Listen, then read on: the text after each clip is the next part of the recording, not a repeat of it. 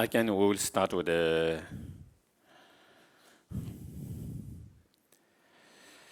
motivation, meditations. Okay.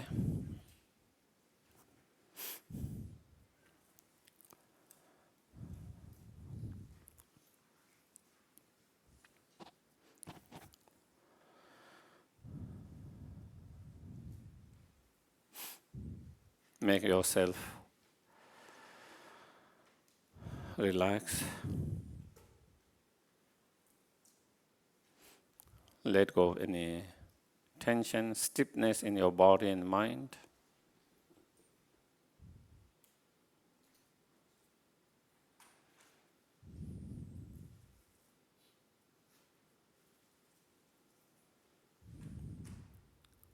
Try to keep your back straight if possible.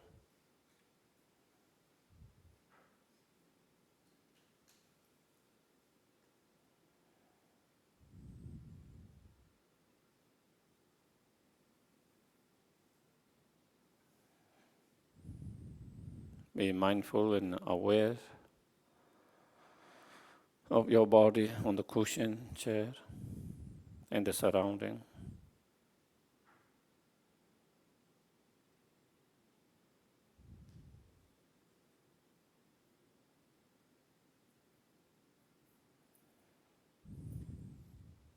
And as you inhale and exhale naturally,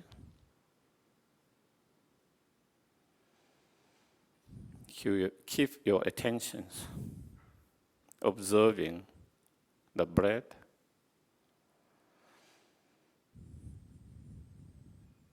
and being aware of that.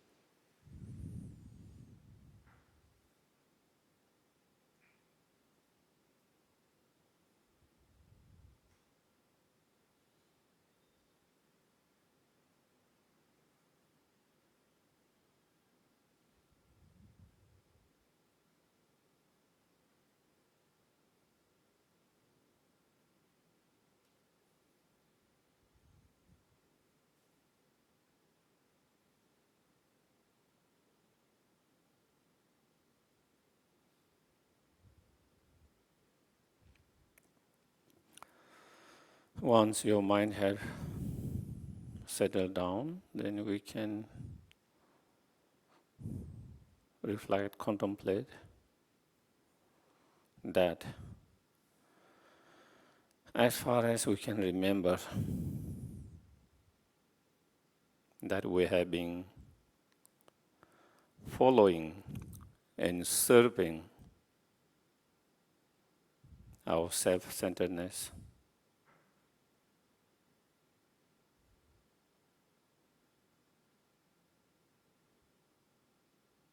the attitude that holds ourselves as most important, more important than others.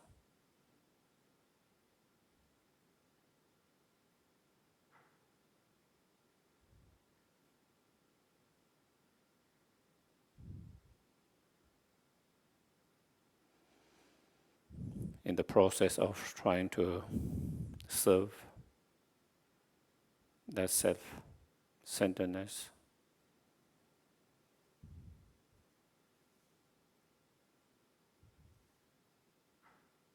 to make it happy.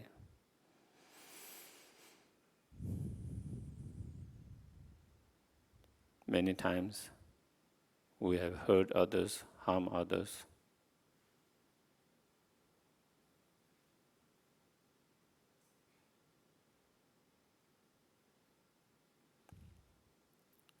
Brought a lot of pain, suffering in others' life.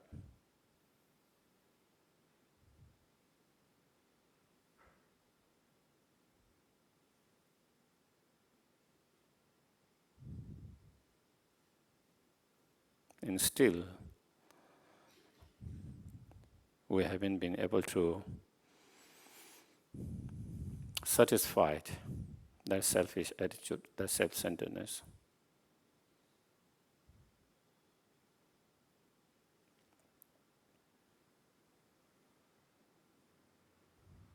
We find still unhappy.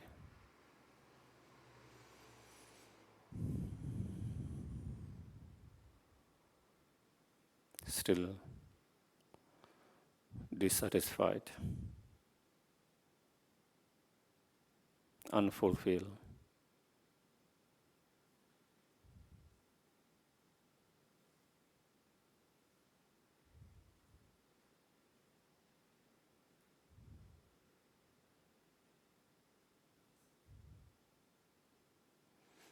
Not only as well as we can remember this life from the beginner's lifetime.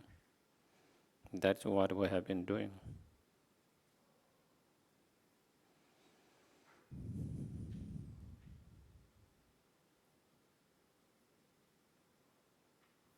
Following that selfish attitude, trying to serve it.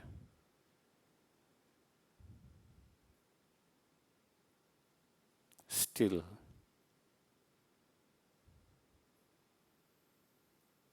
not being able to fully serve, make happy, satisfied.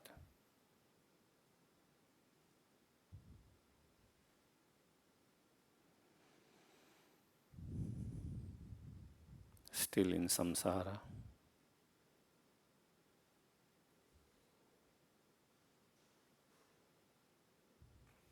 Experience all the problem, conflict and suffering of samsara.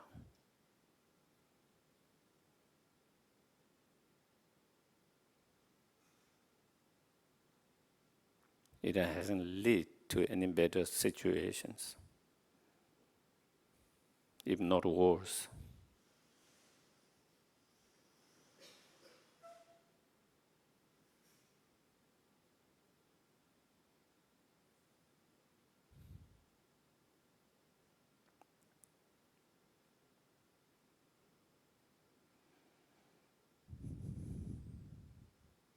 We are still in totally lost, confused in the samsara.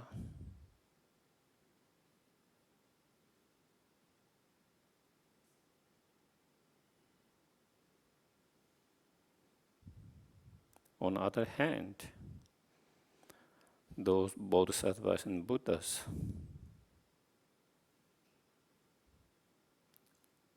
who cherish others more than themselves,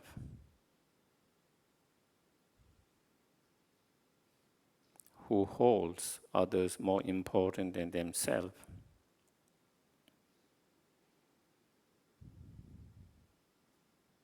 and who have dedicated and served their life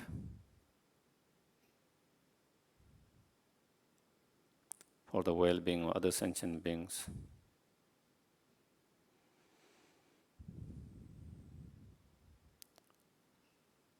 Driven by that cherishing thought for others.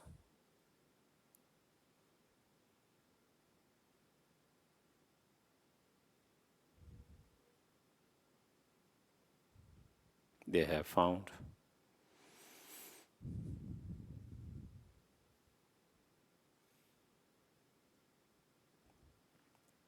they have been able to help, benefit more sentient beings.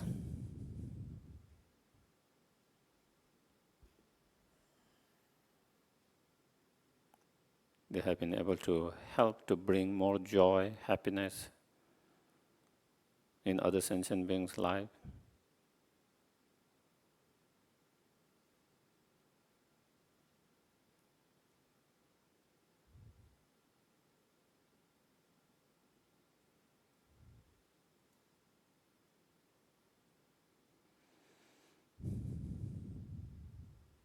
In the process of that,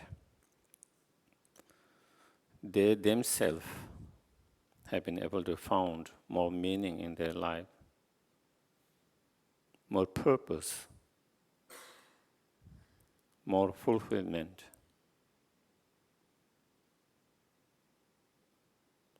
joy and happiness.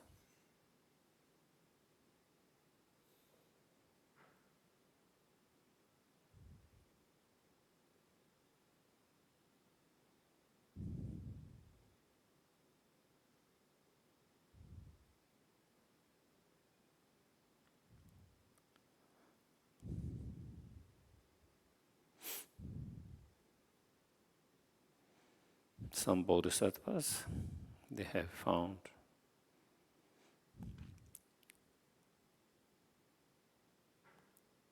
everlasting peace,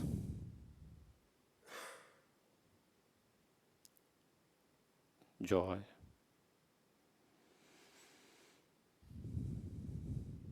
And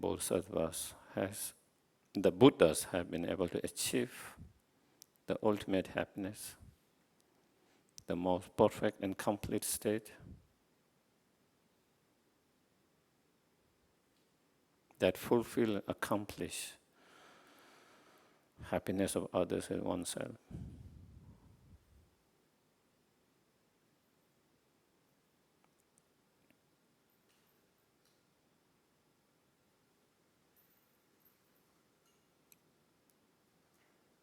And all these are result of cultivating and following the cherishing thought for others.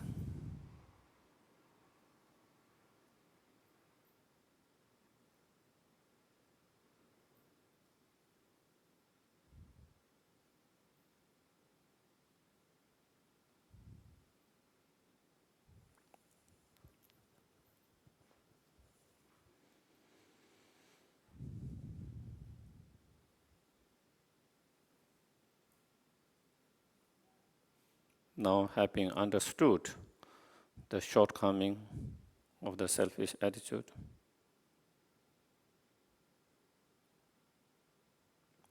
and the benefit of cherishing thought for others,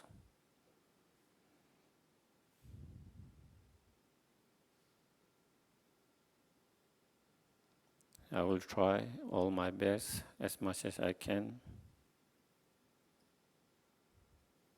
to reduce the selfish attitude,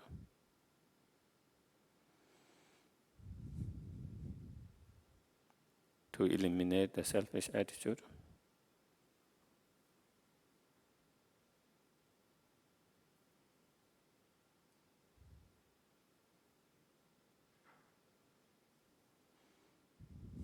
and to cultivate and fully develop the cherishing thought for others as much as I can.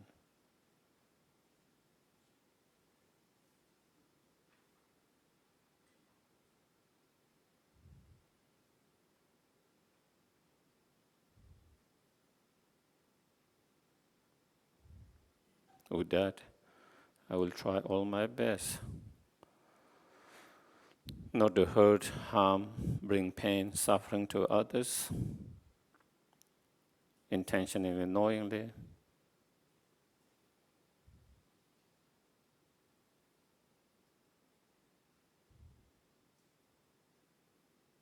Try to avoid any actions that can hurt, harm, bring suffering to others.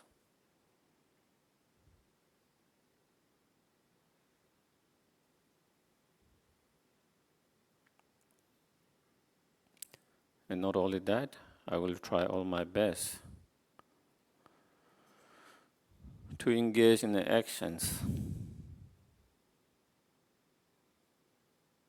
that helps others, that brings joy and happiness in others' life.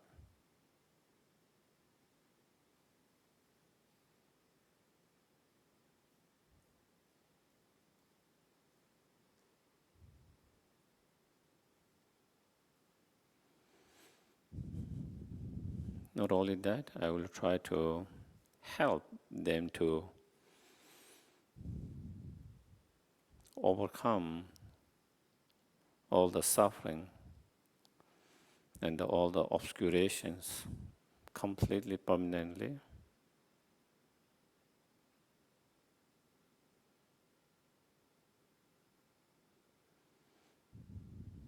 which are the root of all the problem, conflict, sufferings.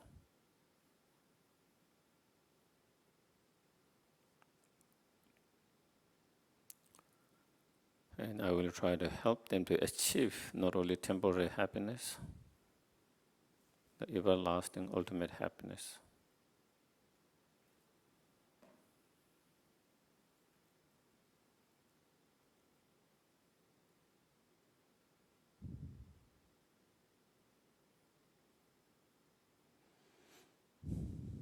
And to be able to help in that way, I myself first need to achieve the fully awakened state as quick as possible.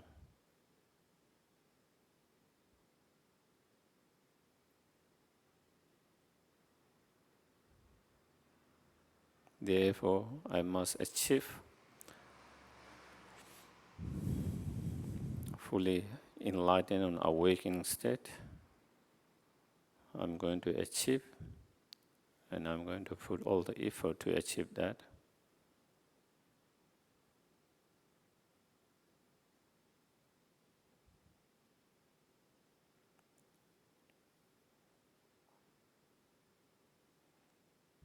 And in order to achieve that fully awakened state,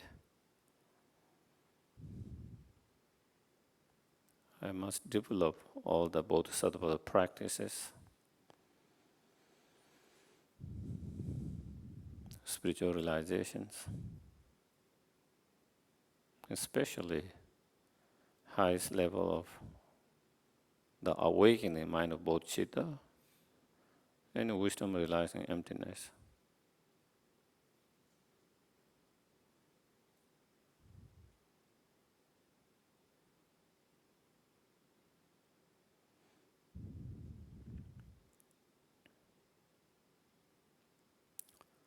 And to develop those inner qualities, just wishing is not enough. I need to reflect, contemplate, meditate, practice correctly, continuously.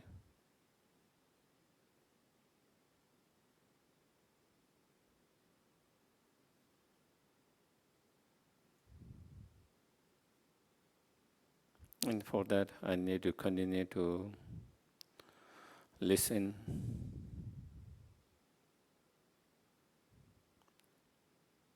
study, be reminded.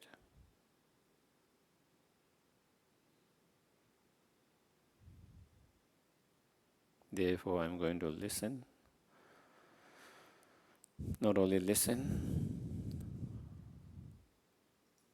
trying to integrate as much as possible in our practice, in our life.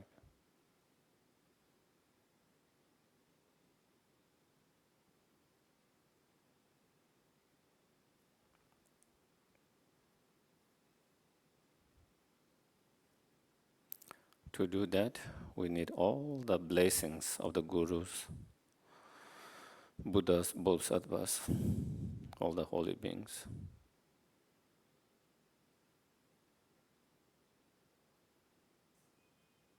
And we request for their blessings, their inspirations, their guidance.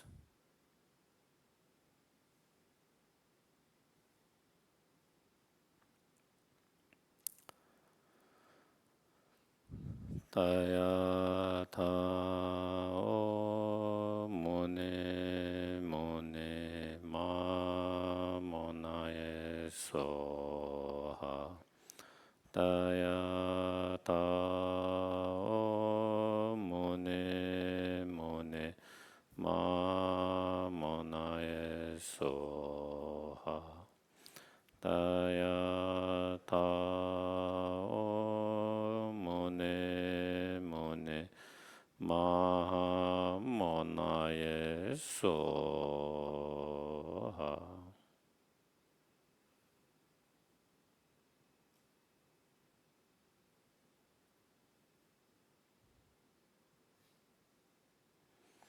Okay, so we can do the refuge and bodhicitta.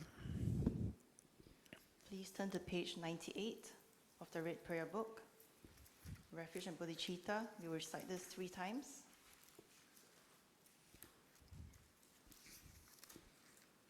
Sangye chodang sogi chonam la chanchu padu dane kyapsu che dagi chöshe gibe sonam ge dola penje sangye duba sho sangye chodang sogi chonam la chanchu padu dane kyapsu che dagi jinsu gibe sonam ge dola penje sangye duba sho Chodan sogi chonam la chanchu padu dane kyapsu che dagi chöshe gibe sonam ki dola penche sangye duba sho.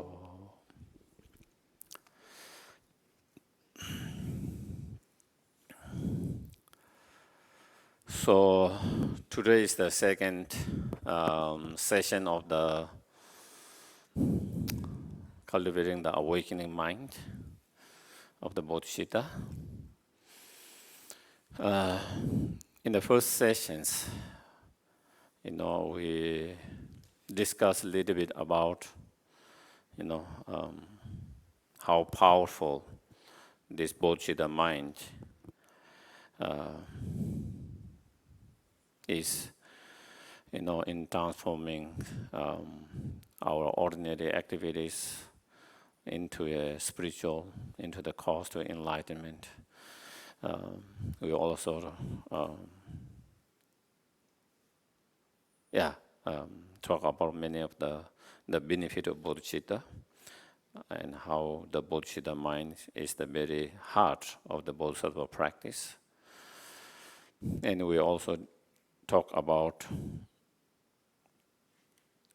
how to develop that bodhicitta mind, in terms of by following this particular method that you find in the Shantidevas and others, equalizing, exchanging self with others by following that particular meditation technique. So we kind of discuss about that, talk about that. Today, I might talk a little bit about the other techniques, even though, again, in both we don't have so much time to go in all the details with each of them. But again,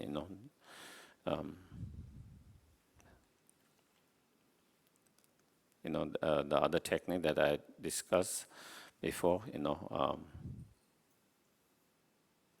7 point of cause and effect that you find in Maitreya Asanga's writings, in terms of earlier writings, okay?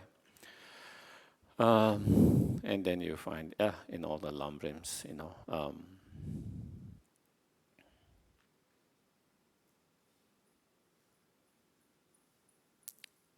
and before that, also, before we go in that particular techniques, again, if we can develop the bodhicitta mind, one develop incredible self-confidence and courageous when you develop bodhicitta mind through such training. So through such training, meditations, one develop incredible self-confidence and courageous that give you courage not to be discouraged and give up easily, even when you face a lot of challenges and difficulties.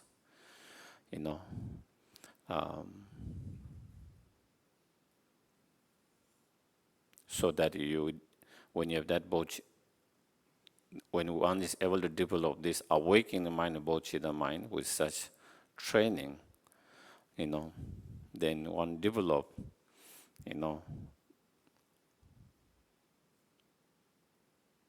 the courage, unshakable courage, like the mountains, the mountains, no matter how much challenges there is, how much it feels, all the storms, all the snow, winds, suns, all kind of challenge from weather, it doesn't shake, it doesn't move the mountains. And same is the case when one have developed such incredible bodhicitta minds through such training, then one feel all those external challenges, or different challenges that could arise, all the different challenges. But your mind remain unshaken with that courage, not give up, not being discouraged, not becoming hopeless in those challenges. And that is the experience of, those who have developed those bodhicitta mind.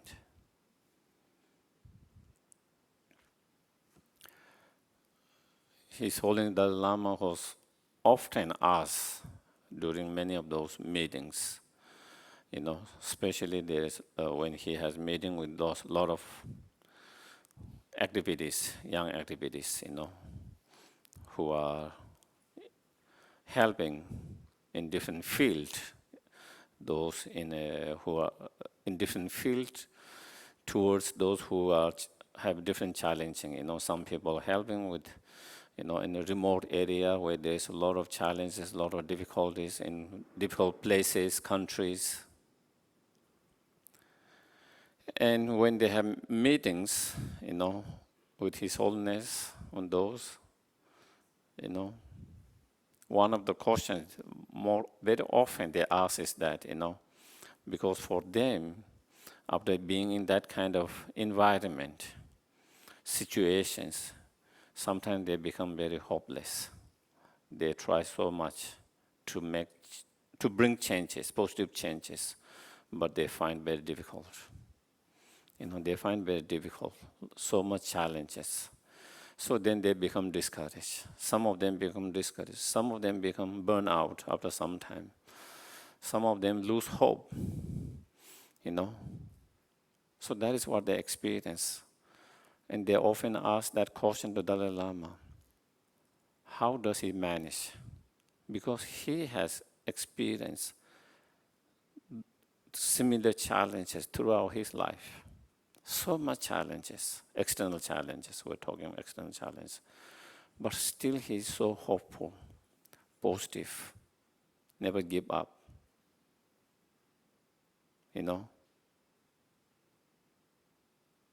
Still he's able to keep so hopeful, have so much courage to be able to, not be discouraged, not be hopeless, and also not being burned out, and all of that. And every time he is asked that questions, his answers is compassion, bodhicitta mind. That is what keep him. What keep him, not to be discouraged and hopeless and give up and not being overwhelmed by those challenges and suffering and pain, is that bodhicitta mind.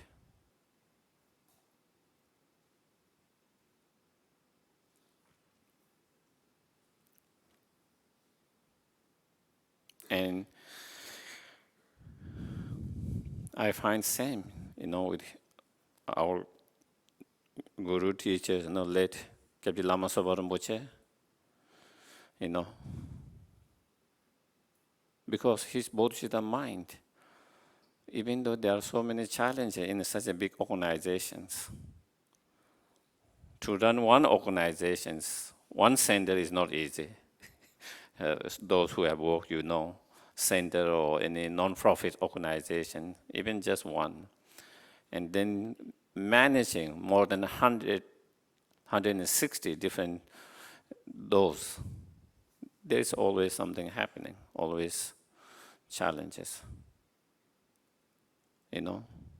But I haven't ever seen Rinpoche being so discouraged, hopeless, despite all these challenges.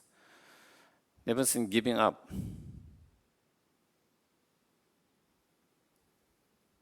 Very positive, very hopeful, very courageous. And that is because of the bodhicitta mind. Because of that bodhicitta mind.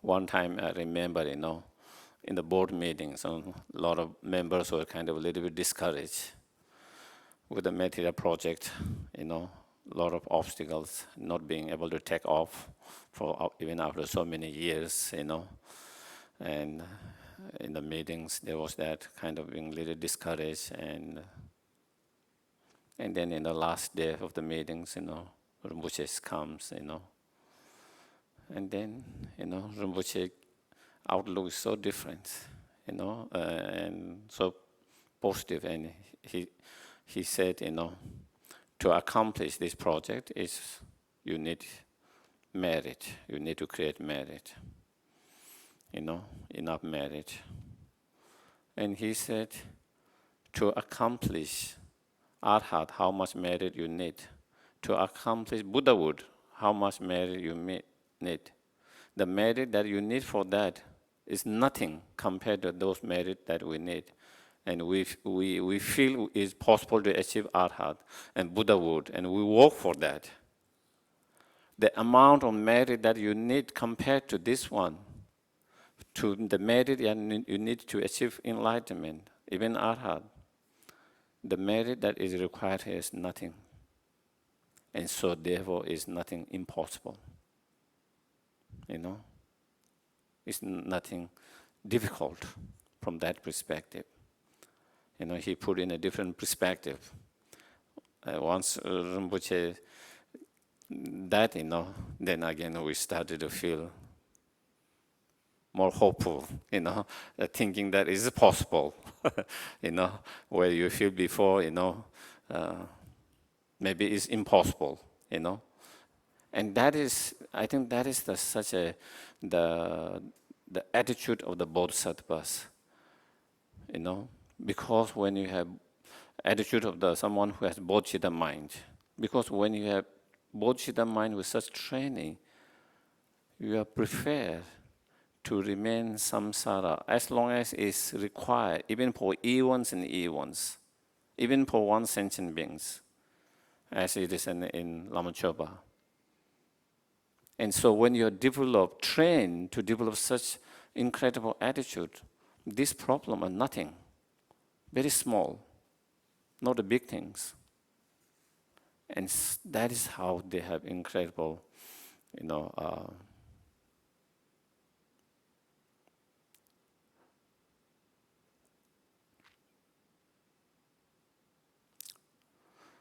self confidence and courageous. And with that self-confidence and courageous, then you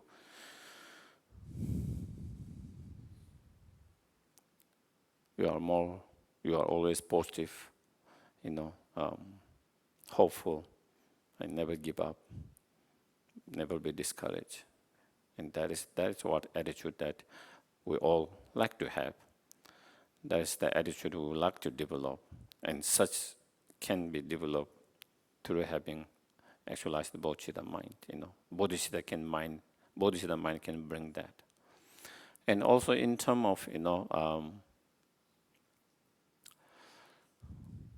being overwhelmed and kind of being overwhelmed emotionally, mentally, when you experience too much pain, suffering, when you see too much pain and sufferings in your life or around yourself, that is where a lot of people feel overwhelmed by that, But again, when you have such a bodhicitta attitude, with that courage, as I mentioned, it becomes like that mountain, unshakable. And so, while you feel those pain and suffering that is happening in your own life or around your life, in other sentient beings, but that the courage is never shaken, because in the deep, there's incredible courage and stillness,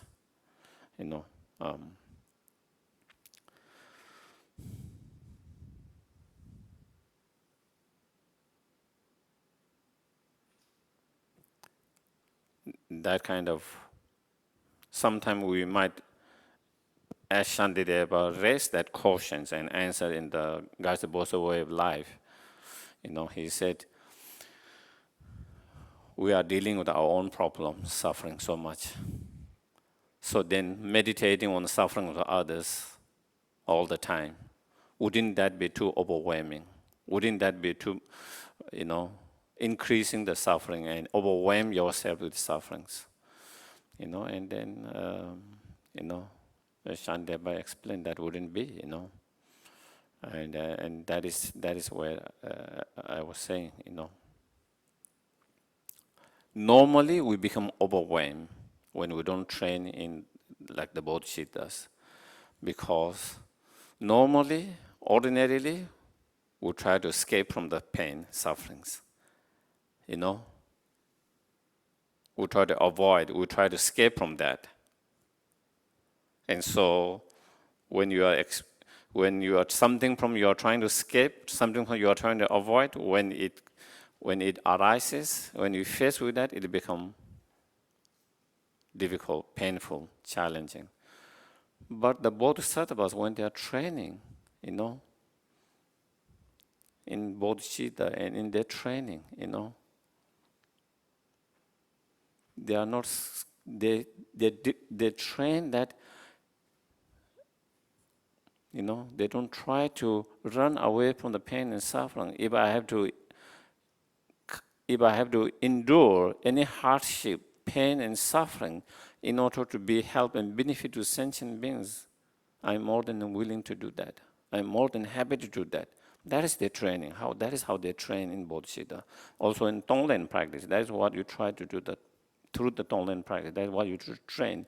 So you train if it is necessary, if it is a benefit, to help benefit in order to help benefit, if I have to go through hardship, pain and suffering, I'm willing to do that. I'm more than willing to do that. Even it means not only for one lifetime, eons and eons. And so when you train in that way, then, such training, when you develop that, then, suffering in one lifetime, all these sufferings seem so small, so little. And that is the attitude one develops through such. So that is why, when one is able to develop bodhicitta mind with such training, then, it doesn't become overwhelming, even when we meditate, contemplate, and think of the unbearable suffering of all sentient beings all the time. Such bodhisattva feel the pain of suffering, feel the pain and sufferings of others, but the stillness that comes from that courage is not disturbed. Sometimes I give an example. It's like on the very bottom of the ocean, there is stillness. On the surface, there are many waves, small, medium, big waves coming. The ocean feels that waves, but that deep stillness is not disturbed. And such is that the bodhisattvas, they feel like the surface, the wave on the surface, they feel the pain and suffering for others, but it doesn't disturb that incredible stillness in the depth, so they don't become overwhelmed. So again, that is, I think, sometimes, because sometimes again, we can have this doubt, or if I started to contemplate and think suffering of sentient being all the time, then it might be overwhelming. It might be, and we might be fearful of doing that, And so again, to remember that. So anyway, coming back to the actual meditation technique of 7 point of cause and effect. Again, like previously, first you meditate on the foundation of equanimity, on the basis of that equanimity. Then, if we go through the, recognizing all sentient beings as mothers, And then second point is, remember the kindness. Third is cultivating the wish to repay the kindness. Fourth, cultivating loving kindness. Fifth, cultivating compassion. Sixth, cultivating the special attitude. And the seventh, so those are the six, the cause, and the seventh is the result, the bodhicitta mind. And that is why it's called 7 point of cause and effect, the 6 cause and the 7 the effect or result. Having meditated on the first 6 points, then one develop the result, the bodhicitta mind on the 7th level. So in recognizing all sentient beings being mother,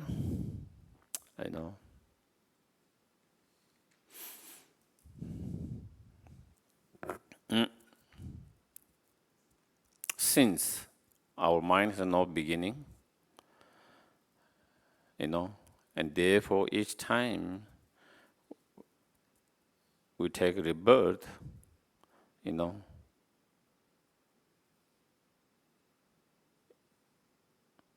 then, especially when we take rebirth, human and most of the animal and so forth, and then, we have mothers, and since our mind is beginningless, our life is beginningless, countless. Since our life is countless and beginningless, each time we take rebirth, the mother is not always same.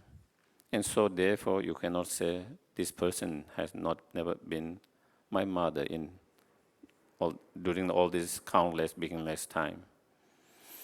So everyone has been our mother once, not only once in certain life, but many times. So, that is recognizing all sentient beings being our mothers. To understand that, then, we have to understand, beginner's life. In order to understand beginner's life, we have to understand beginningless of our mind.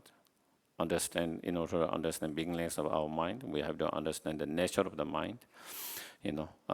So through meditating on nature of mind, then, one can have more better understanding of that.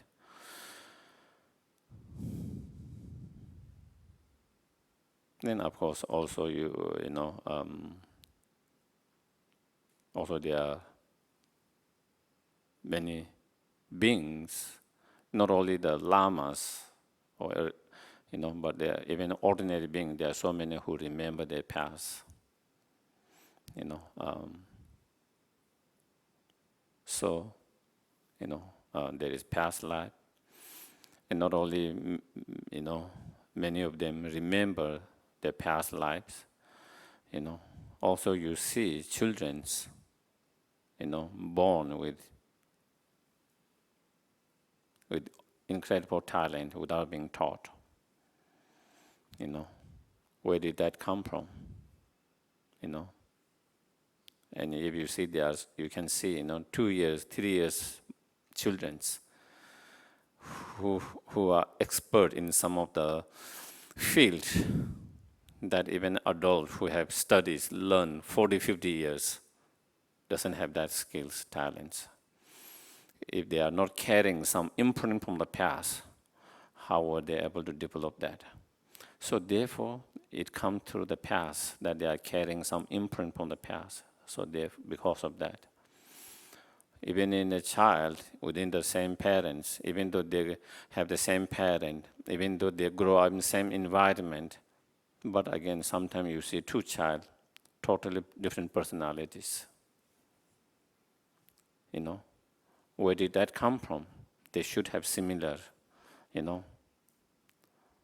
they are, aggressive, both should be aggressive, maybe because environment is similar. Aggressive environment they grow up in.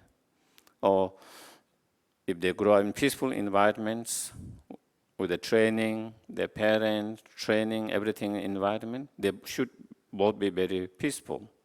But again, sometimes you find even the same parents, same environment, same upgrowing, but one become very aggressive, violent, and one become very kind, compassionate.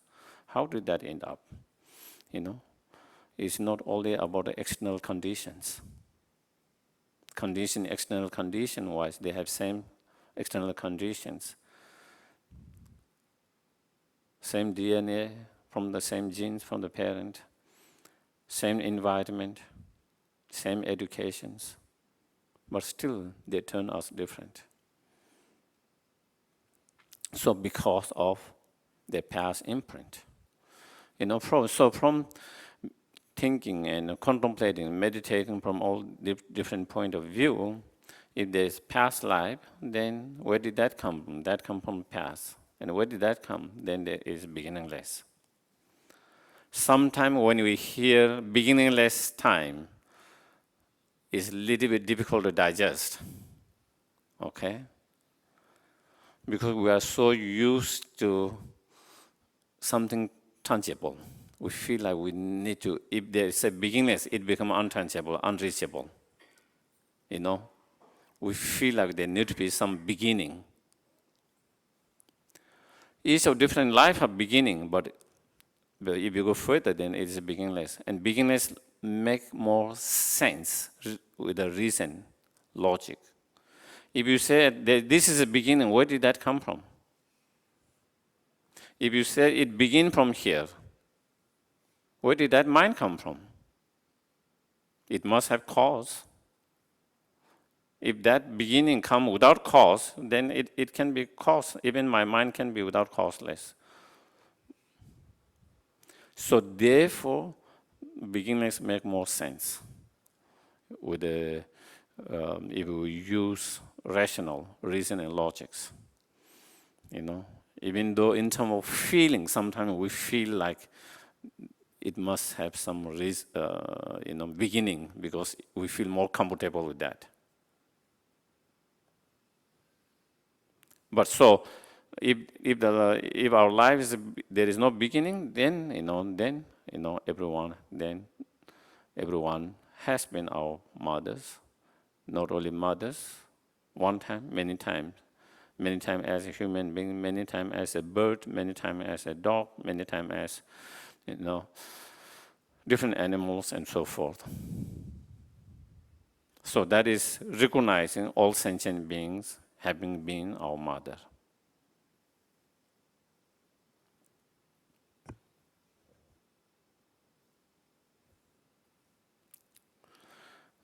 If they have been our mother, why don't we all remember?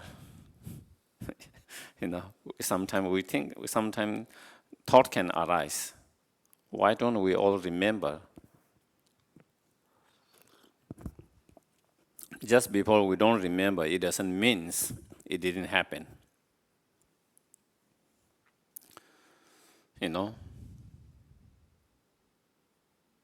How many of us remember when we were toddler at 1 year age? What you did, what feelings, thought, emotion you had, what you did. Very few people can have that memory. Does that mean nothing happened at that time? Those feelings didn't happen? Those emotions didn't arise? Those things we did, we didn't do because we don't remember? Then if you go further in your mother's womb, still that child, when they are 9 months, 8 months, they also go through different feelings. How many of us remember that? Does that mean we didn't have those feelings in that time? So therefore, sometimes we don't remember even what happened yesterday. Sometimes we don't remember what happened to us. Sometimes maybe you hear here we talk. After you go home and someone explain, what did Geshe talk about today? Oh, he talked something, but I don't remember. So does that mean we didn't go through all this talk? So just because you don't remember, it doesn't mean just because some people can remember, some people cannot remember.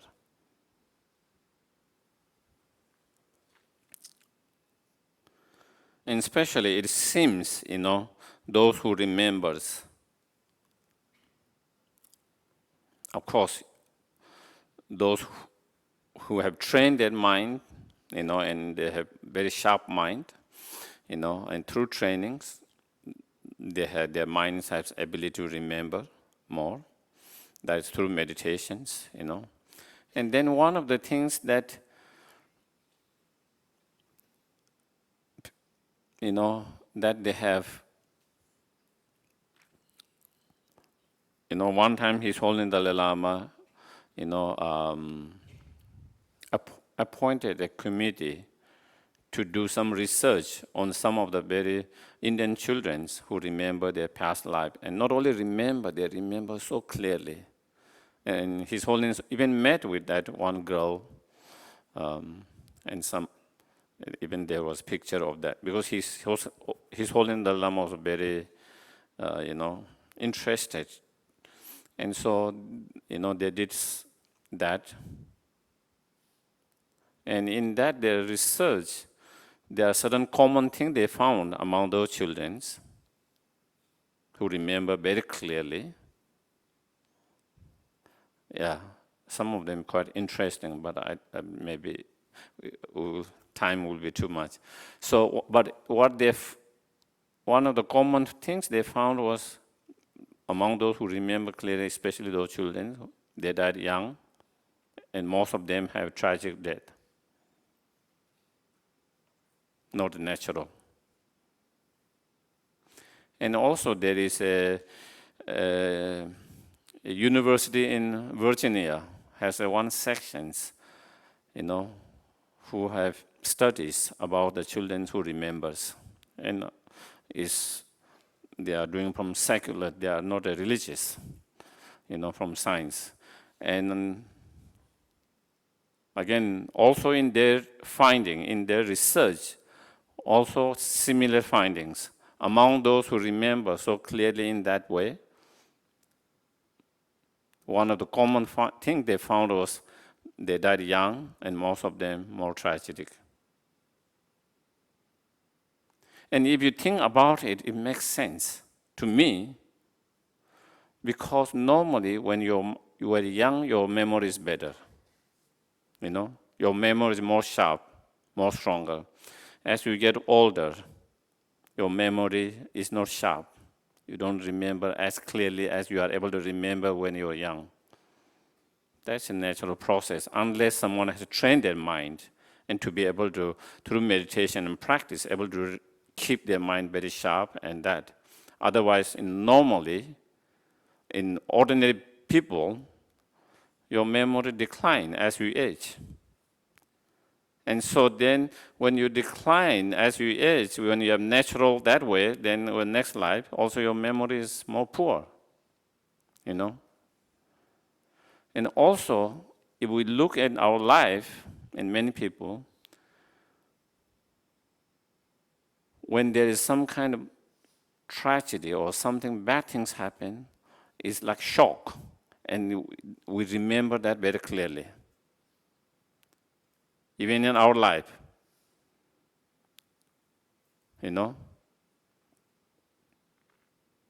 That is what we remember very clearly. That memory is very strong. And so therefore, when someone dies young and a tragedy, the memory is so strong. And that's why they are able to remember for a lot of ordinary beings. Of course, more advanced practitioner is a different,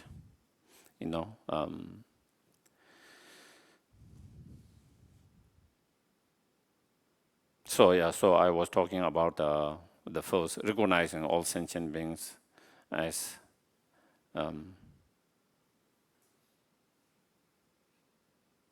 being our mothers.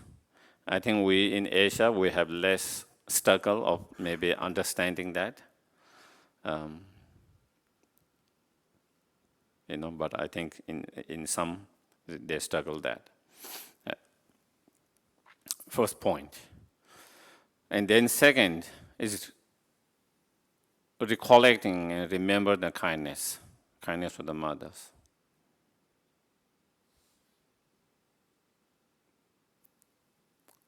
And we have to meditate, reflect, contemplate, and try to remember, try to recollect the kindness.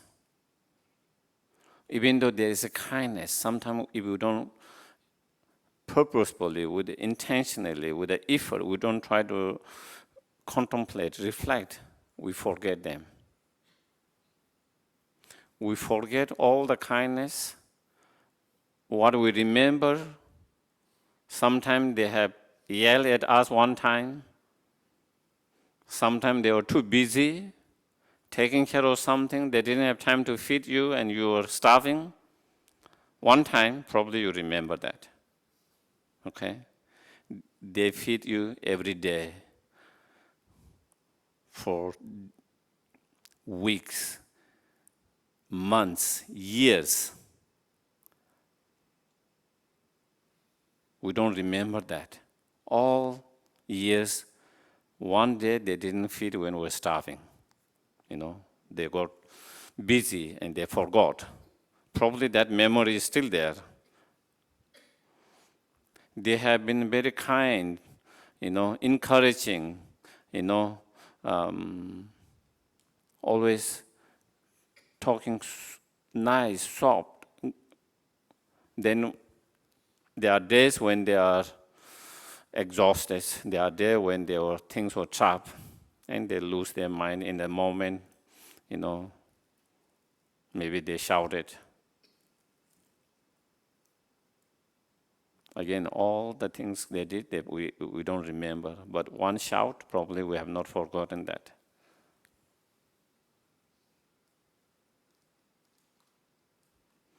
Then slowly, we remember few instances which are not nice instance, okay, in relation to them. And then, because that's what we remember, then in our mind, it feels like they were not kind, compassions. They didn't do something good, kind, compassion. Because in our memory, what our memory is those few instances. And it feels like that is what it is.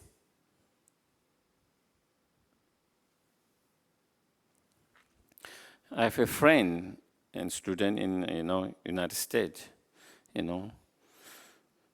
She shared her relation with her mom was so bad. I think both her and her son also relation was very bad, extremely bad. Um, and so she found a Dharma center. She went to the um, teachings. At that time, the teachers, the Geshe was teaching on, that session on the kindness of the mothers. She couldn't relate the teachings.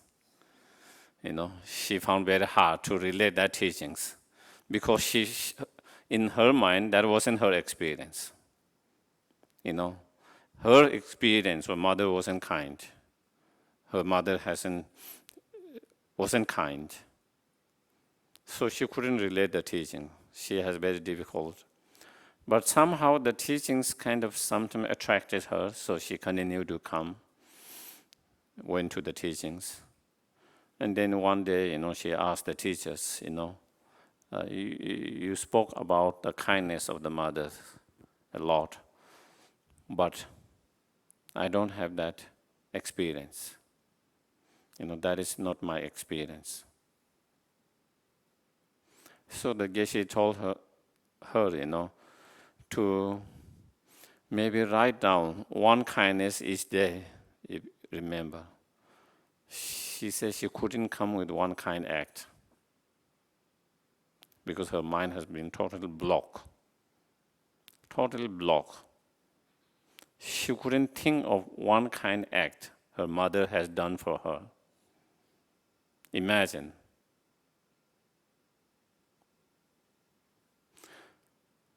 But slowly, slowly, as she started to, go to the teaching more, as she started to study, try to meditate, slowly, slowly, her mind became more soft. More soft. With that softness, her mind started to open. The blockage that she was having started to be kind of, dissolve. And then now she is able to remember and recollect some of her kind act. Before she couldn't remember, she couldn't feel it. And then she was able to now remember some of her kind actions, her kindness. She's able to remember and she's able to feel slowly, slowly. Slowly, slowly, because she's able to feel the mother's kindness, remember and feel kindness, then her feeling and response to her mother is also different. And when that, then their interactions was better. And then their relation started to improve. And their relation became very good later. And their relation became very good. Her mom was Christian, but she was very appreciative. And she asked her daughter to thank the teachers for giving me my daughter back. That's what she said. Thank your teachers for giving me my daughter back. And she even asked her teacher if there is something she can do, or practice, or anything she can do. So teacher asked her to recite Om Mani Padme Hum. Even though she is a Christian, she started reciting that because she appreciated how much it had changed her daughter in a good way. And so she said at the very beginning, her mom said she recited 3. One for the daughter, one for herself, and one for his son. And slowly, slowly, she started to recite more. And then later she said, whenever she feel a little bit disturbed her mind, she recite it. It helped her to be more calming. And then, their relation improved, and she was able to take care of her mom when she passed away. She took, went to take care of her mom last 2-3 years before she passed away. So what I'm trying to say is, this is not only her experience. So many people have that same experience who have difficulties with feeling the kindness of their parent. Just because they didn't feel the kindness doesn't mean there was no kindness. The reason why you cannot feel is your mind have been blockage there, some kind of wall from feeling it. And that is because of, those anger, bitter anger feelings that we have developed over the years due to certain conflict and difficulties. But when you started to feel their kindness, when you are able to remember their kindness, you will be able to feel it. When you are able to feel it, then,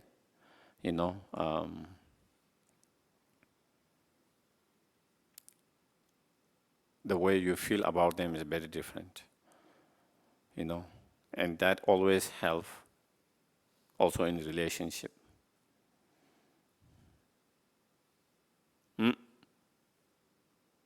So in these meditations is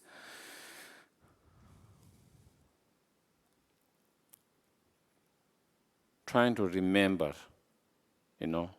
as much as we can remember, as much as we can recollect all their kindness. I'm not going to go through all of them. As if you read the sutras, the kindness of mothers, there's a very long descriptions of the kindness of mothers in that sutras. If you study the lamrims, also there is, the kindness of mothers, even before the conceptions, at the time of conception, at the time of birth, and then until, you grow up. The unfortunate is that they were most caring, loving, kind, taking care of us when we were most vulnerable, when we couldn't take care of ourselves. But unfortunately, we don't remember those ones, isn't it? That is where they really give sacrifice, their own sleep, their own happiness, everything, when we were most vulnerable, when we didn't know how to, go to bathroom ourselves, when we didn't know how to stand up, when we didn't know how to get up, when we didn't know how to eat, we didn't know all of that. When we didn't know what is, if I fall from here, if I go over here, that I can fall, I can die. We didn't know that. If I eat this stone, I didn't know that I can choke it, I can die it. When we didn't know that I can be burned by touching on that, I could cut by the knife. So when you are totally so vulnerable, most vulnerable for the dangers, when we are so dependent on others, that is when our parents were there. That's why we're still alive. But the most unfortunate part is all this memory, very few people might have those memories.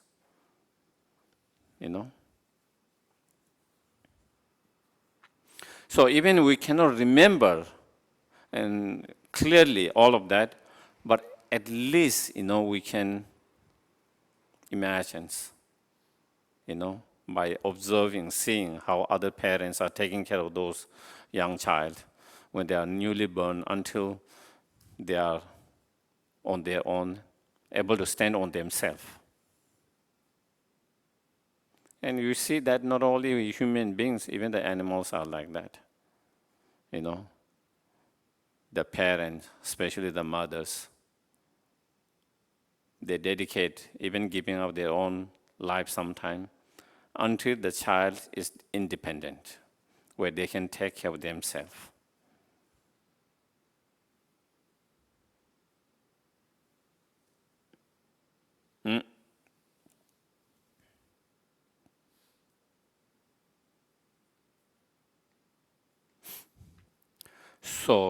So, it's really powerful meditations, trying to remember, recollect, and as I mentioned, even though we cannot recollect, remember clearly some of those, then again, we can kind of think, I must have cried in the middle, and, they would have taken care of me, So all of that, they have fed me, even though I don't remember when I was so young, all of that, so we can try to do that as much as possible. So we try to meditate. The more you are able to meditate, contemplate, the more you are able to feel the compassions, the more your mind open,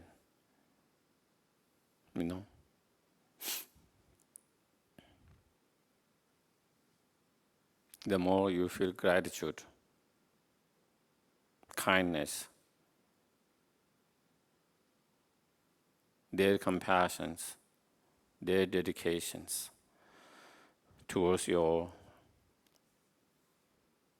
yourself, towards your upbringing, towards your happiness, well-being, The more you have that feeling, the more joy in you, instead of having bitter feelings, angry, upset, you know.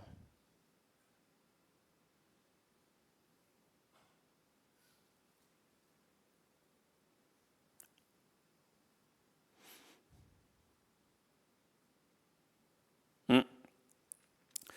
And if you can feel the kindness, then next ones come more easy to repair the kindness. When you feel someone kindness, then naturally it is easy to have this feeling of wanting to give back, wanting to repay the kindness. You don't have to force yourself. You don't have to push and force yourself. It can come more naturally when you are able to feel someone's incredible kindness. So the next is remember the cultivating the wish to repay kindness. And so here, not only you want to, repay the kindness, but we try to wanting to repay the kindness, the best way to repay the kindness. How can I repay kindness in the best way? And the best way to repay the kindness in the best way is to help them to overcome their own delusions, obscurations, and to help them to achieve not just temporary happiness, but ultimate happiness. That is the best kindness that we can repay. That is the best repair we can pay, kindness we can repay. And so cultivating that, the wish to repay kindness in that way, to repay kindness in that way. So when we develop that wish to repay in that kindness in that way, then it inspires us to achieve fully enlightenment, because to do that, we have to be fully awakened ourselves. To do temporary, repair kindness, we don't have to fully enlightened. We can repair kindness to support, help in whatever temporary needs, help they need, whatever temporary need help we might be able to give. But those are just temporary. you know. But if we want to help them, more deeper, more profound way, and then that is what, and to do that, then again, inspire you to achieve fully awakened. So trying to develop that, to repair the kindness in that way. And then fourth is cultivating loving kindness, and is to cultivate the wish to develop,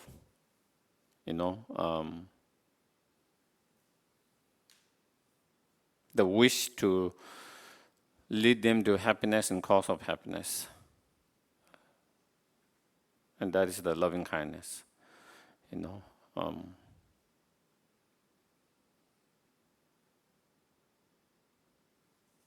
And not only wishing them the happiness and cause of happiness, but taking the responsibility to lead them to happiness and cause of happiness. That is greater loving kindness. So when we talk about love, there can be many different levels of love. Ordinary love with attachments, ordinary love with attachments, Then there can be true love, there's not attachment, unconditional love. But still, that love can be also limited, that it is unconditional, but still is limited for only few. And then as you develop that to expand that feeling, unconditional love, to more and more sentient beings, and when you are able to feel that for all sentient beings, then that becomes the great loving kindness. So again, there can be different level of that, and also training in our training on loving kindness meditation. That's why we do. We start with your loved one, which is more easy to feel. Then we expand that to the stranger, neutral persons, and then we try to expand it to our enemy, which is the most difficult. Same feeling towards them, and then we expand to all sentient beings. And training in that way is important. Sometimes we feel, it takes too much time, focus on your loved one, neutral, enemy, and then all sentient beings, isn't it? It takes time. Wouldn't it be easy to feel that feeling to all sentient beings from the very beginning? Isn't it? Sometimes we feel, it is easy when we say, may all sentient beings are happiness and cause of happiness. To wish them happiness and cause of happiness. But if we don't train in that way, then, you feel when you say, may all sentient beings happiness and cause of happiness, then, you think your enemy, not that one.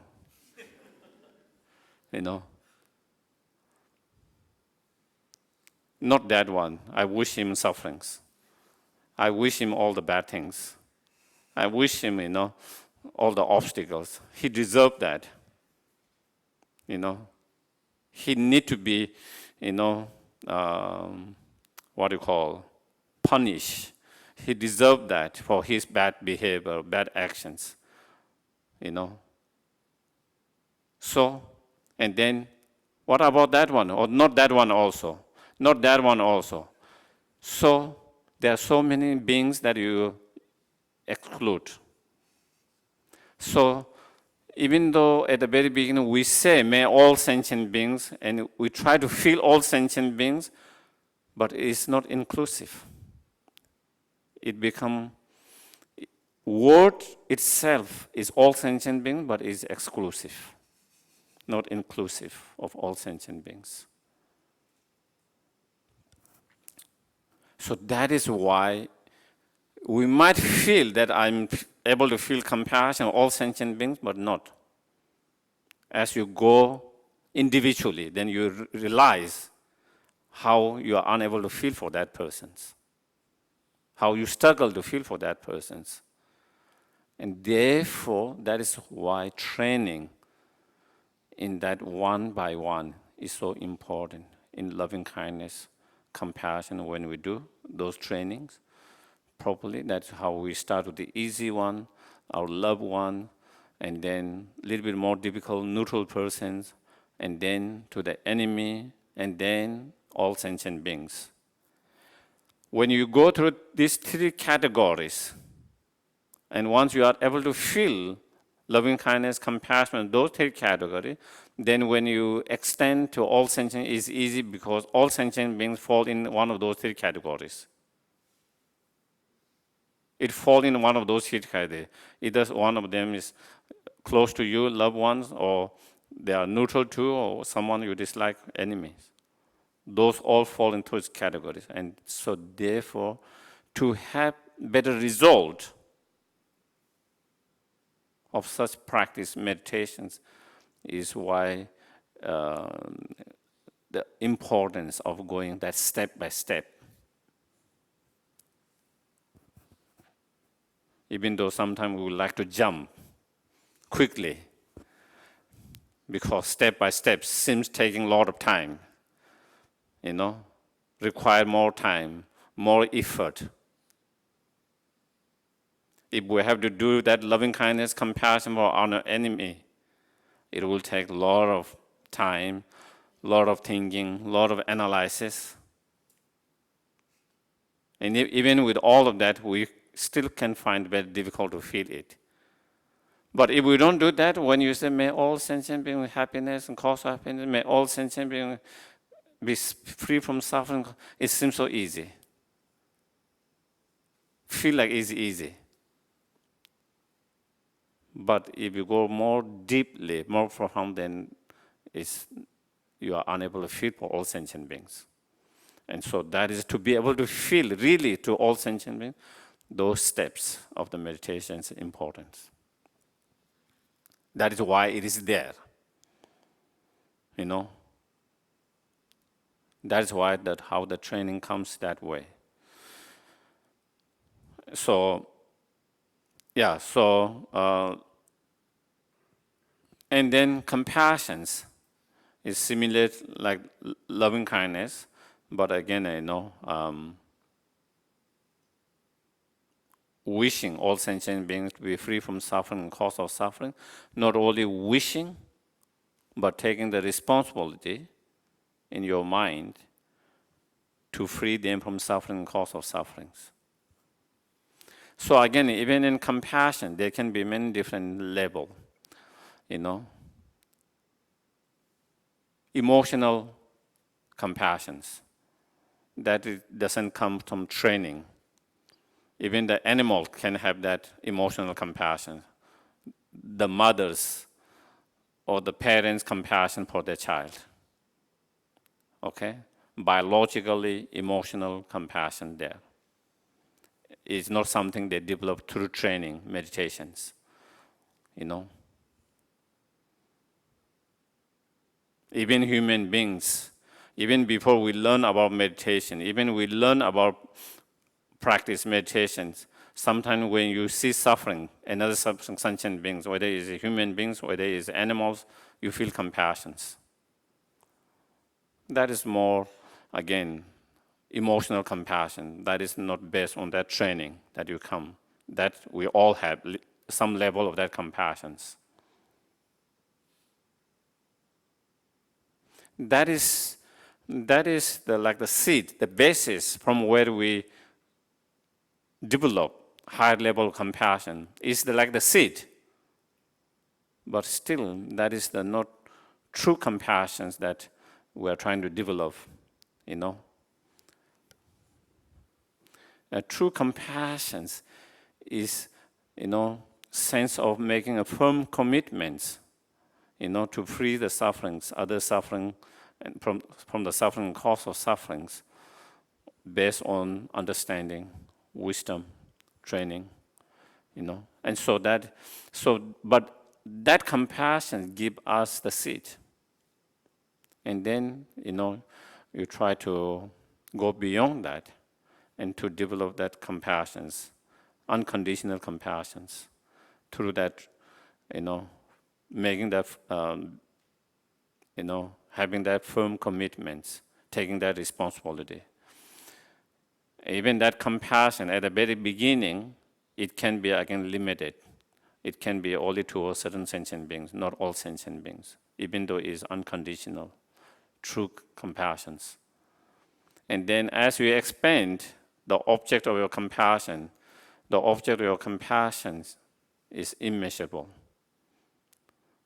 but maybe not included each and every sentient beings. And when you expand it that to each and every sentient beings, then that becomes great compassions.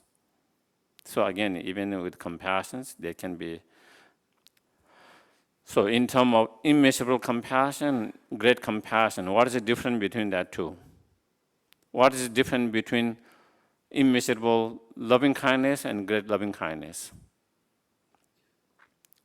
Is that the great loving kindness and immeasurable great compassion, there are two aspects. One, it includes each and every sentient being without excluding any sentient beings.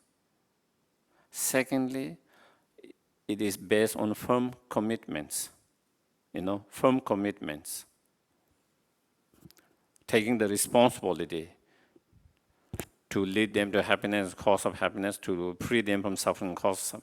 Whereas immeasurable loving kindness and compassion is the object, is immeasurable, countless sentient beings, but doesn't necessarily include each and every sentient being. Also, it is this inspiration, wish to see them from or free them from suffering and cause of suffering, to see them happiness and cause of happiness, but not necessarily making that firm commitment to do that. And that is the difference. Even the Arhat has that immeasurable loving kindness and the compassions. Okay? Even the Arhat, or those who are training to be in Arhat, even in those paths, they also train in for immeasurable. Okay? They also train in that. And also they have those feelings. So then what is the difference between the bodhisattvas who are trained in bodhisattvas? We call the great loving kindness and great compassion, which is the very root of the bodhicitta mind.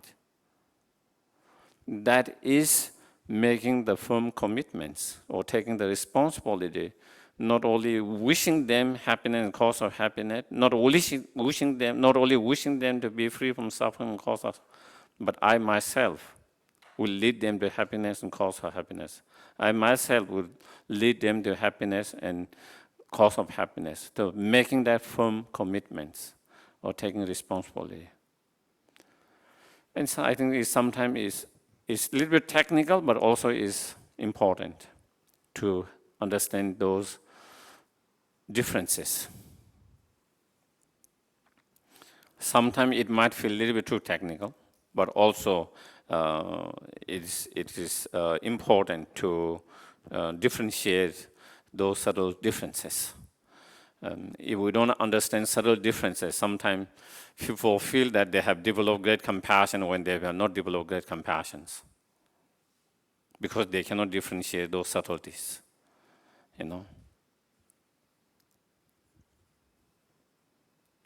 And sometimes people feel compassion and they think they have developed bodhicitta mind. Because, again, when you don't understand those subtleties precisely, then you can get confused.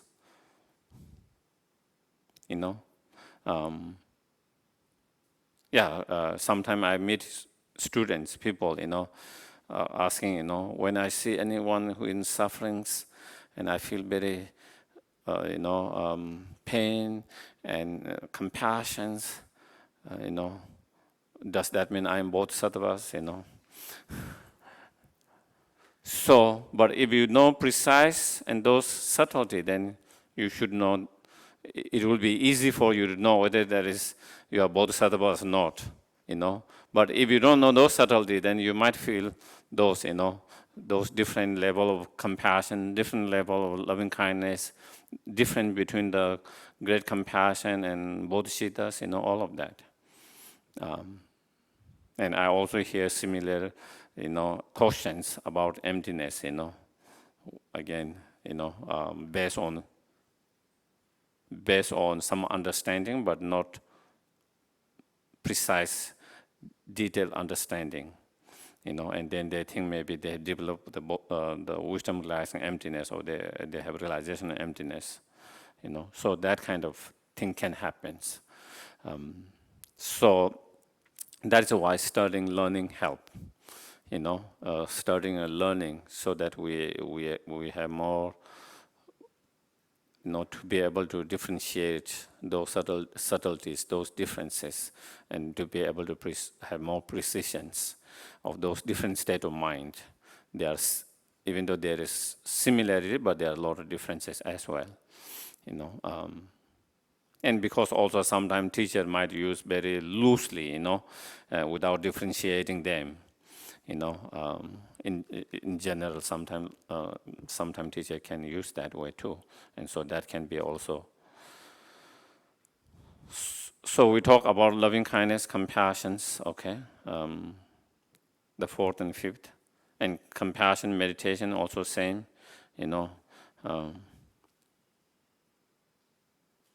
you try to think again, starting with the loved one, then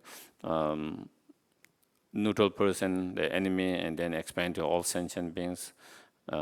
Thinking of nobody wants suffering, but again, how they are suffering, how they are struggling with their suffering, and then try to contemplate on their suffering, try to feel their sufferings. And once you feel that sufferings very strongly, uneasy, unbearable, then you develop strong wish to wanting to free them from the suffering, cause of suffering, not only wanting to see them free from the suffering, cause of suffering, and then making strong firm commitments or taking responsibility that I myself will, free them from suffering and cause of sufferings. So in training meditation, we try to do that. And then 6, special attitude. In Tibetan is laksam. I guess there are different translators use different translations. Sometimes I've seen them using universal responsibility as well, sometimes special attitude. And I think there was some other translation as well. But laksam, And that one is,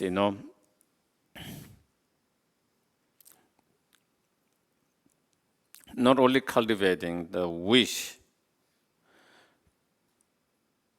and even the firm commitments and responsibility to free them from suffering and cause of suffering by myself, and to lead them to happiness and cause of happiness myself, but to do that by myself alone. So that is making even more stronger commitments, firm commitments, and developing more courageous attitude. So sometimes, like again, like I myself will contribute, okay, for certain cause, but I will cause by myself alone is a different, is much more stronger. Whether others are help or not, whether others support or not relying on them, that I will do by myself is much more stronger commitment, is much more stronger confidence and courageous.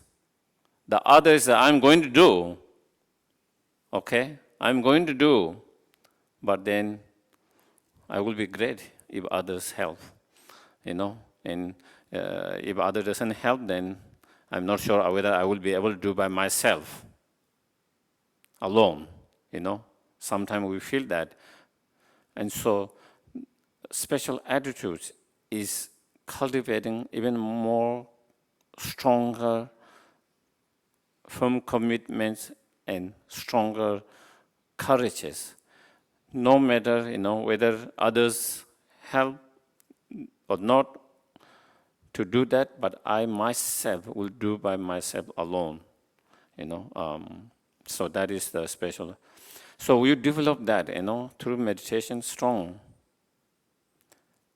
to free them from suffering and cause of suffering by myself alone, to lead them to happiness and cause of happiness by myself alone. Even though you have this incredible courage, even though you have this incredible altruistic attitude of just, great loving kindness and compassion, such a powerful attitude. But in terms of reality, at this situation, when you are unenlightened and you are confused yourself in the samsara like the rest of others, when you yourself is lost, then it's very difficult to help others to get free from that confusion and not be lost in samsara with your own direct experience. You can still help, but very limited how you can help. And so then when you see, only if I can achieve fully enlightened state, if I can achieve fully enlightened, when you understand what fully awakened state, what fully enlightened state is, when you understand, when you have fully awakened state that's free from all the obscurations, that has developed the most perfect, complete, all the positive spiritual realizations, and when there is no limitations, skillful, how you can help, and where you are able to help benefit according to their needs, and then you see, I must achieve that fully enlightened state in order to free and liberate all sentient beings. So the wish to achieve that fully awakened state then comes very strongly and naturally. Once you understand, first you have this great compassion, loving kindness, and that special attitude. Secondly, you see if you can achieve that fully enlightened, how that you can be able to do that. With that too, then you have this bodhicitta mind, the wish to achieve that fully awakened state, very strongly, more naturally, quickly, And that mind, the wish to achieve fully enlightened state, driven by that, the wish to liberate sentient beings and the wish to achieve that fully enlightened state is the bodhicitta mind. That is the awakened mind, the bodhicitta mind. And again, at the very beginning, when you try to meditate, put effort, sometimes you can feel that, But when you don't meditate, when you don't put effort, you don't feel it, But as you keep on meditating more and more, and as you meditate more and more, then you started to feel more and more that with less and less effort, and more, even when you are not putting a lot of effort and meditating, you started, and slowly you feel spontaneously, effortlessly, day and night. And when you have that effortless feelings, or when you have effortless that attitude day and night, then that is when what we call realization of bodhicitta. When someone have realizations of the bodhicitta, then that is when they have that effortless, natural, spontaneous, day and night, that attitude. And when you have that realization, that attitude, then you become bodhisattva. Then you become bodhisattva, child of the Buddha. You become the object of, homage, respect, offering by other sentient beings, From that moment, you actually really enter the bodhisattva path. From that moment, you enter the first path of the bodhisattvas. So, yeah. So I think that is 7 point of cause and effect. without going much details with each point.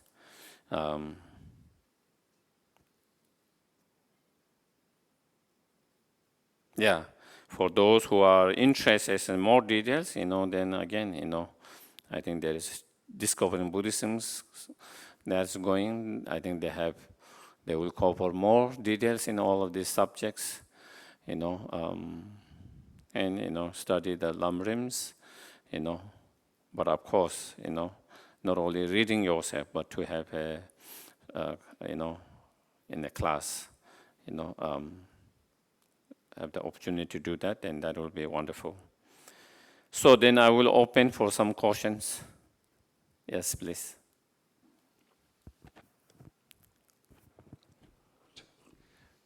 Hi, Geshe. I have two questions, if I may. Okay. The first question is on when when trying to have success in projects. You mentioned that one needs a lot of merit. What can one do to accumulate such merit for success in projects? That's the first question. Second question is on self-cherishing mind. At what point is the self-cherishing mind eliminated? Is it before one have realization of bodhicitta, or only after that? Yeah, thank you. Thank you.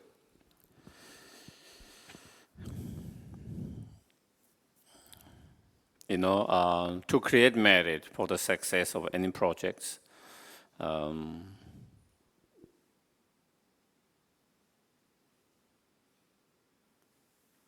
especially for the project, our spiritual path,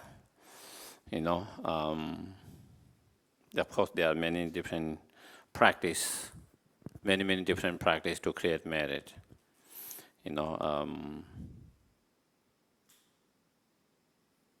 Many different, offerings, to the holy object, Buddha, Dhamma, Sanghas, mandala offerings, also very powerful way of accumulating merit. And as I mentioned before, the Kadamba master says, meditating on emptiness, meditating on bodhicitta is also very powerful, also to create merit. Meditations on loving kindness, compassion, bodhicitta mind are also very powerful way to accumulate merit. Also cultivating strong refuge.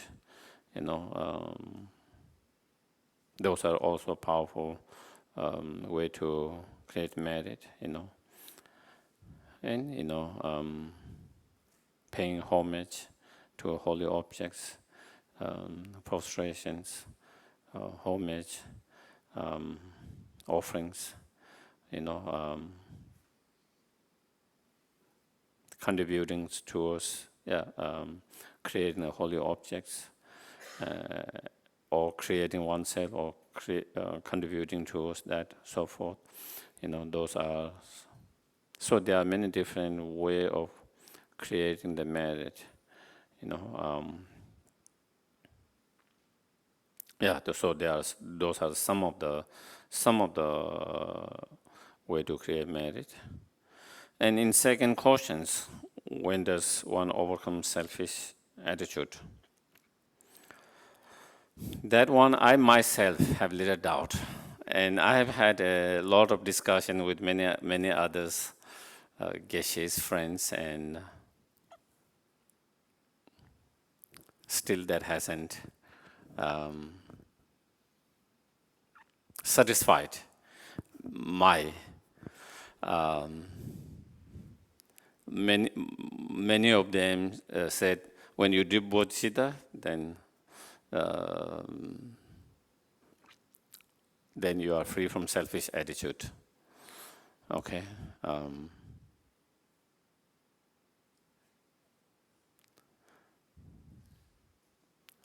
I have a little bit of doubt about that. Whether the bodhisattvas on, second path, third path, and all bhumi, whether they have selfish attitude or not.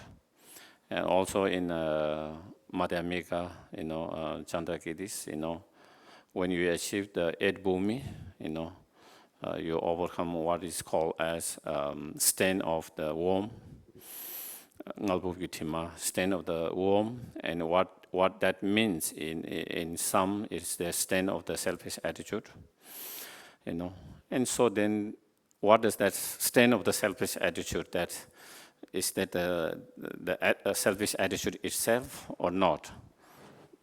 I'm thinking more, that is when you are totally free from the selfish attitude, the stain of that selfish attitude, when you achieve the 8 movements. But then some of my friends have a different understanding.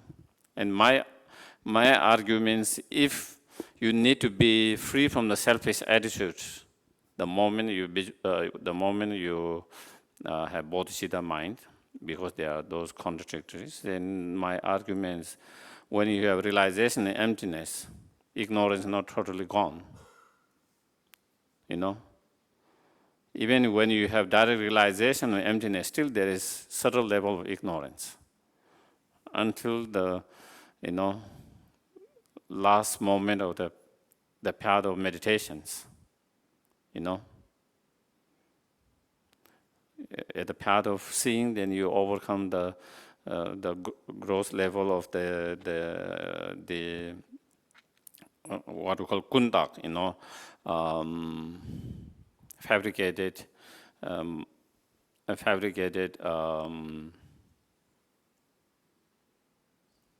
ignorance, but subtle ignorance is still there. So throughout the path, as you develop the wisdom relaxing emptiness, continue to meditate, and as that becomes more stronger, then you are able to kind of, overcome growth to more subtle, and then finally the more subtle ones. And my feeling is that even in bodhicitta, that is how it is, with a selfish attitude. At the very beginning, you have very strong selfish attitude. When you have bodhicitta mind, then you don't have that strong selfish attitude. Still, there is subtle level of selfish attitude. And then, as you work on that bodhicitta mind, continue to work on that, as that, again, bodhicitta mind become more stronger and stronger, then even the subtle level of selfish attitude are overcome. And then finally, when you achieve the path of 8 bhumi, then you completely, but I don't know, you discuss, and you talk, you discuss, and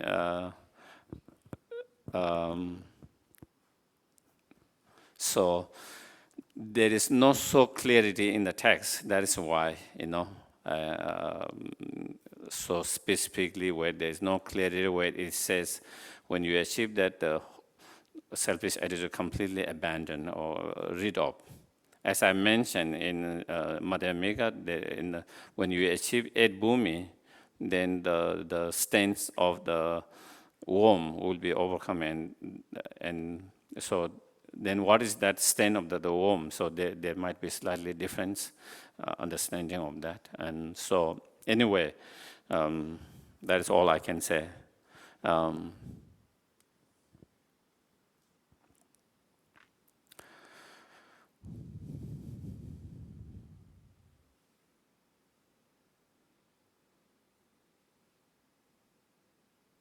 Yeah, to me, if you have already abandoned the selfish attitude completely, grows to subtle, all of them, the moment you achieve bodhicitta, then what are you meditating on bodhicitta continually to overcome what? What abandonment? Just as the wisdom realizing emptiness, you continue to meditate to overcome the growth to subtle to more subtle, slowly, and whether that can be similar with the bodhicitta and the selfish attitude, whether that the way the progress is similar or not. So, but I cannot say for sure, I don't know, okay? That is something, yeah. Okay? Anyone else, please? Thank you, Geshe. you. I have two questions. First one is, what are non-sentient beings? Okay. Second one is, fishermen and butchers. Are they bodhisattvas?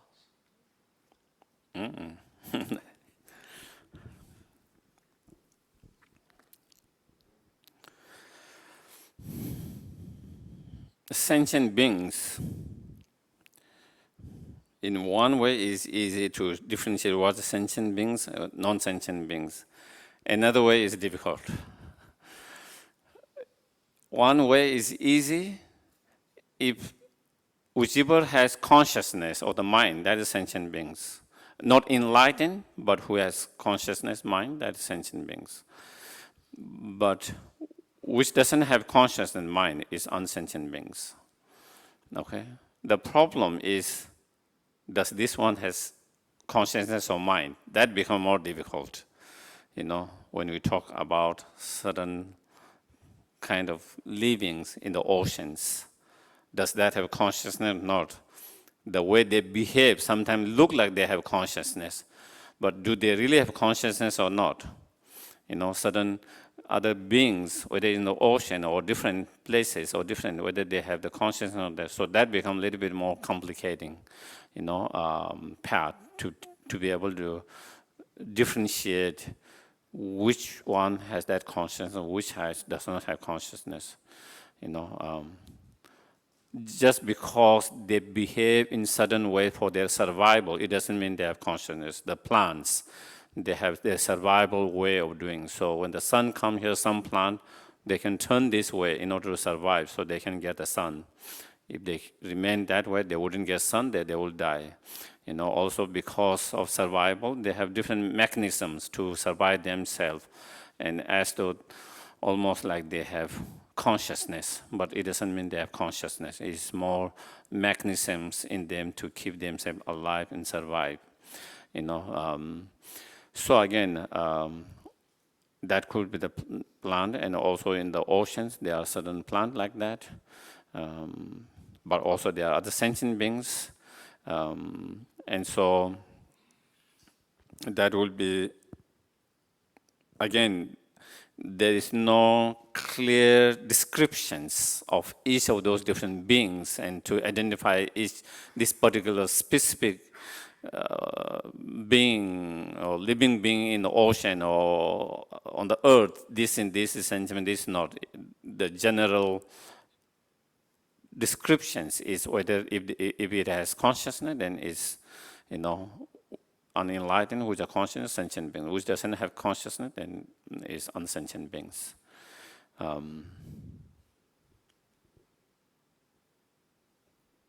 So that is one thing.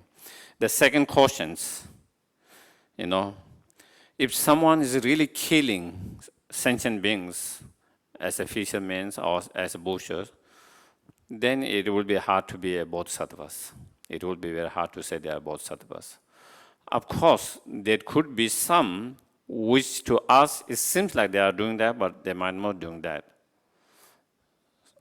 Like sometimes we see about the Mahasiddhis, Ordinarily, it seems like they are doing that, but a lot of things what they are doing sometimes is their own manifestations and their own, creations. And from ordinary, it might seem something else, but there might be something else. That will be different matters.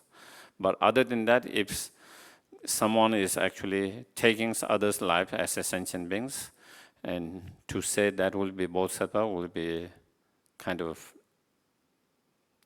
difficult conflict, because as a bodhisattva, it's hard to know how you can take someone's life. Yeah. Yes, please. Yeah, Geshe, thank you for your teaching. Just now you mentioned that the mind is beginningless and endless. Right? So for Prasangika, the mind is also empty. It's not intrinsically exists and is dependent originated. Why the mind doesn't exist intrinsically and dependent originated. It can go on endlessly, and not like others dependent originated things. They are impermanent and they can disappear. Why our mind cannot disappear? Okay. That just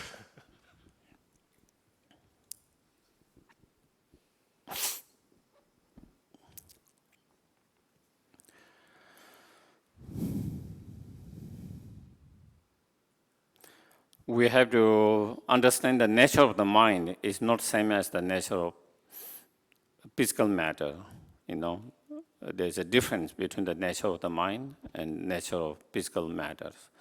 And to understand the mind, not a physical matter, is non-form, non-physical matter, non-matter, and non-physical, and non-form.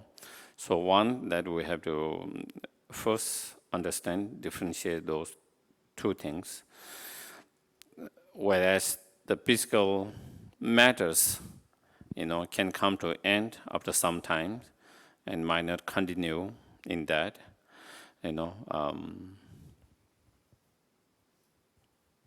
but the consciousness continue because their nature are different,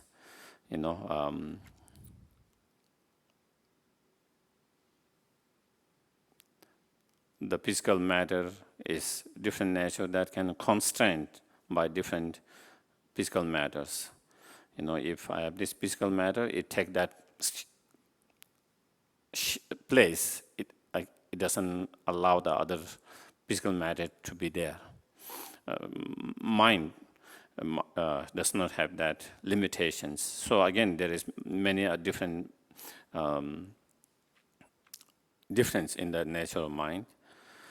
But again, even though it is not inherently existing, but it continue. Because it continue, it doesn't mean it's inherently existent. While it's continue, it's constantly changing. The mind is not like it's unchanging all the time. It's changing. Mind from being is similar to the water that runs from the mountains to the oceans. Okay? The continuity is there, but it's changed. In some places, it's very muddy. In some places, it gets very clean. In some places, it's red because of red mud. In some places, it's dark. So it changes constantly, but still is the same continuity. As the water, it's the same continuity that comes to go to the oceans. But it doesn't mean it doesn't go unchanged. It's constantly changing. Sometimes more clean, sometimes more muddy, sometimes more white, sometimes more red, and all kind of things. Similarly, the consciousness, it continues, but it's not unchanging. It's a changing nature. And so therefore, it's not inherently existing. If something is inherently existing, then it will be unchanging all the times. It will be same all the times. And if it's inherently changing, then we have no hope. Our mind is diluted, and that will be always diluted. And that is why Nagarjuna says, to the argument the other school makes, or if there's not inherently existing, exists on its own side, then the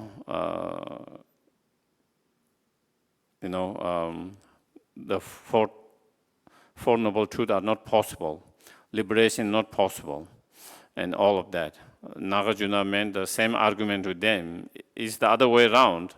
If it's not empty, it's not inherently existing, empty. Actually, that is what it will happen. If it is inherently existing, then your mind cannot change, from being deluded, undiluted state. And therefore, liberation is not possible. And all of them are not possible. And so therefore, just because the continuity is there from beginnings and kind of endless, the mind continuity is endless. Samsara, no beginning, there is end. Samsara, there is no beginning, but there is end. But in terms of the continuity of the mind, there is no beginning, there is no end. Even after enlightenment, still the continuity of the mind is there. It doesn't cease after that. The mind doesn't cease after that. But samsara cease, and so therefore there wouldn't be a conflict. There is no conflict or contradictions, something to be continuing in that way, but to be non-inherent existence. Yeah.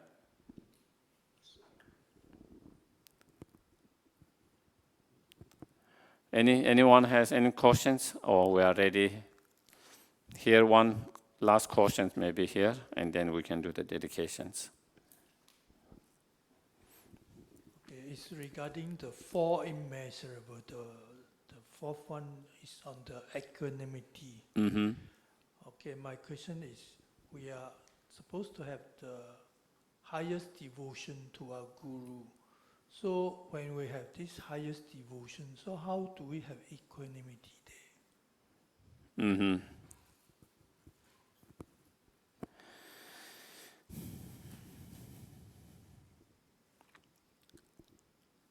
Like everything's lot of training,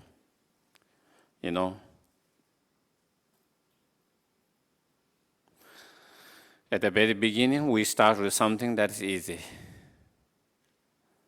Even with the devotion to the Guru, it's easy to have the devotion to the root Guru, so we start with that.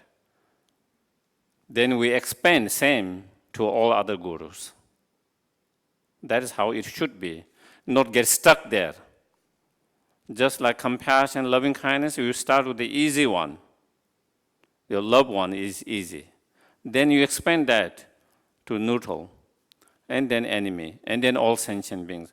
Even when we're training in the group devotions, because it's more easy to develop that to the root Guru, so we train with that.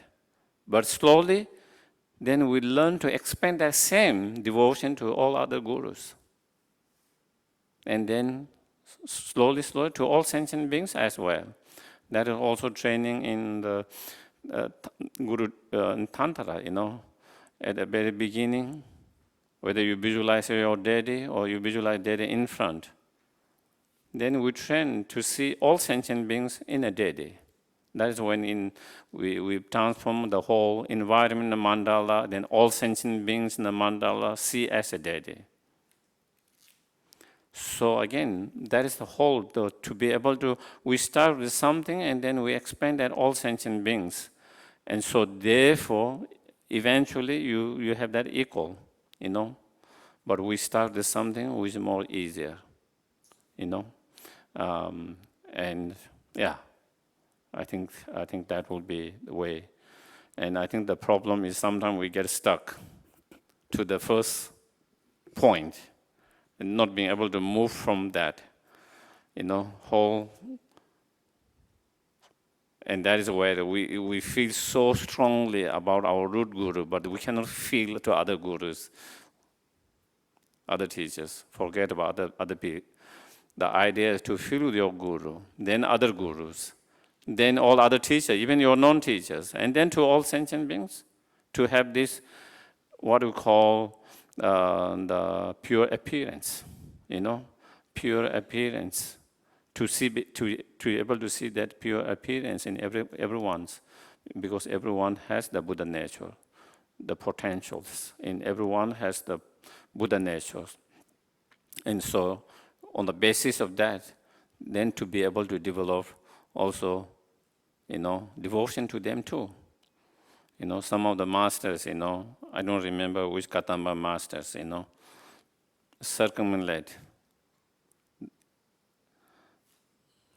the dog because he see the Buddha nature, see the Buddha in that, So that is how, just as you do that, that's when someone has reached higher level of realization, then you are able to see, the potentials, and by seeing the potential, the Buddha in all of them, to see Buddha in all of them. By seeing Buddha in all of them, then developing that kind of devotion to all of them similarly. Yeah.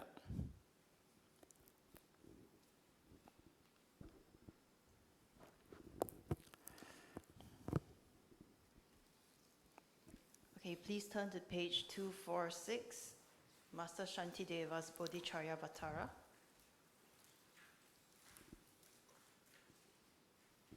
May all beings everywhere, plagued by sufferings of body and mind, obtain an ocean of happiness and joy by virtues of my merit. May no living creature suffer, commit evil, ever fall ill. May no one be afraid or belittled, with a mind weighed down by depressions. May the blind see form and the deaf hear sound.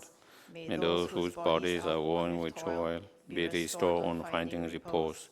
May the naked find clothing, the hungry find food. May the thirsty find water and delicious drink.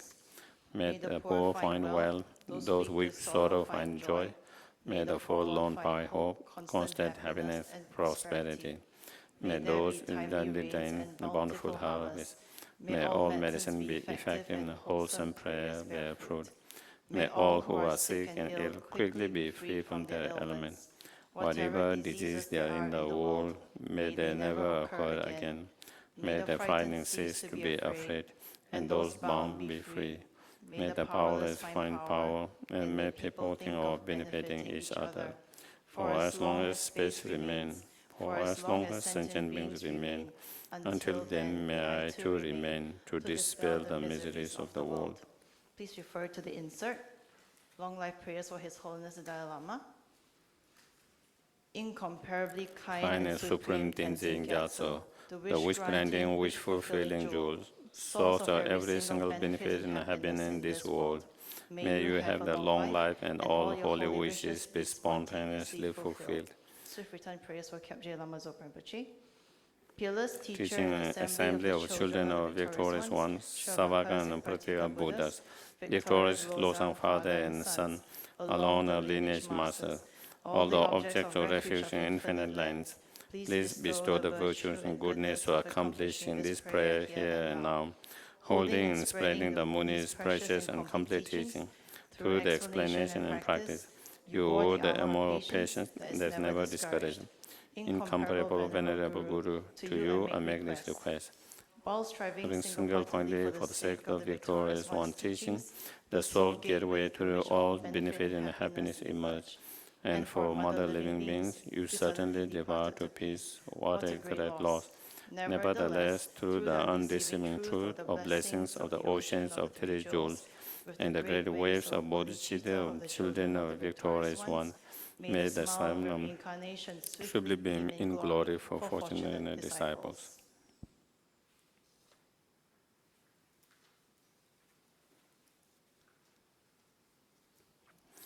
Thank you very much. Thank you. Good night. Thank you. Good night.